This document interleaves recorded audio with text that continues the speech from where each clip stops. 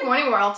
In continuing with Mental Health Awareness Month, today I wanted to share 5 things that I've always wanted parents of children I work with to know. Sort of like a 5 things your child therapist wish you knew kind of thing. One being that children can and often do suffer from mental health issues.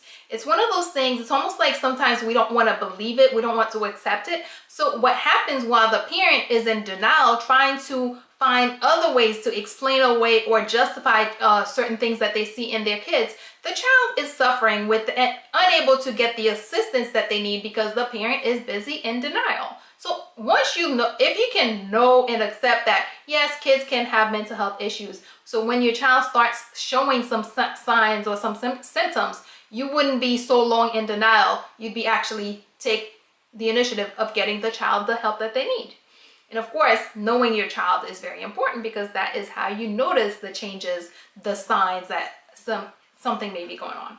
2, therapy is not a magic wand, and it's important for the parents to follow through with treatment and what the child is learning. When you bring a child to see a therapist, the issues that you were experiencing that made you make that appointment are not necessarily going away the following day. They may still be there. It's a process, it's a journey. And of course, it is critical that while your child is in therapy, that you are following through, that you are engaging in doing those things, helping them continue, take those skills, take what they are learning in therapy and bringing that into the home and bringing that into the rest of their lives.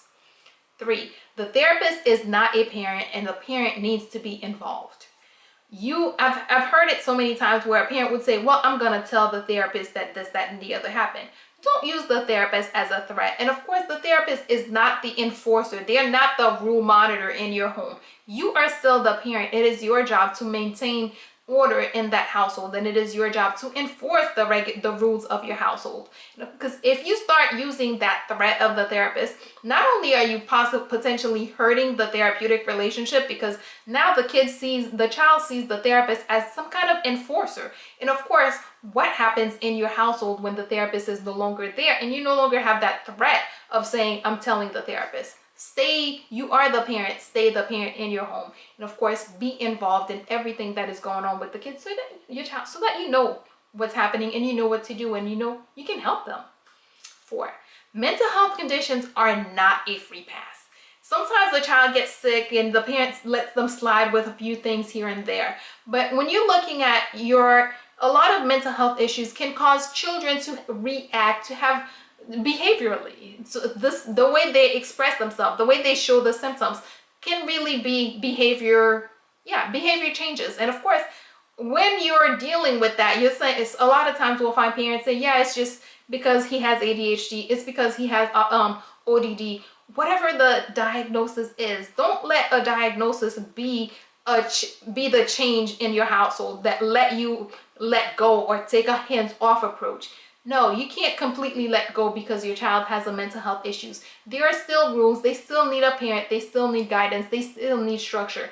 In fact, many of the mental health conditions that kids face often benefit more from having structure, from having guidance, than from having parents take a complete hands-off approach.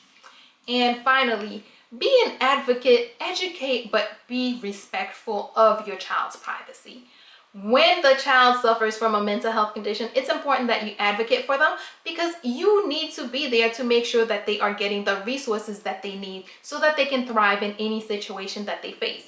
You also need to educate whoever is going to be taking care of your child anytime that they are not in your care. Anyone who's going to be taking care of that child needs to understand what's going on with them, what they may see, as well as what they need to do when they see certain symptoms, when they see certain signs. How do they best take care of your child?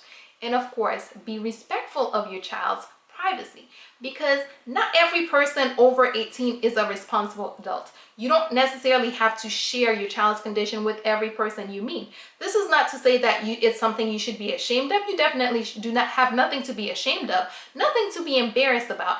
However, when you're dealing with children, it's important that you safeguard their privacy. You don't necessarily have to share with every person you meet because some adults are not going to care about your child's privacy. You don't want to go and tell a person you thought was an adult, and next thing you know, that person has shared this information with other kids, and that next thing you know, the child is being teased in class because somebody knows something that was none of their business to begin with. And yeah, let's do a quick recap. 1, children can and often do suffer from mental health issues. 2, therapy is not a magic wand, and the parents need to follow through with treatment. That is very critical. 3, the therapist is not the child's parent, and the parent needs to make sure that they stay involved and they continue to parent. 4, mental health conditions are not a free pass. Children need to continue to have the guidance and the support and the parenting of their parents.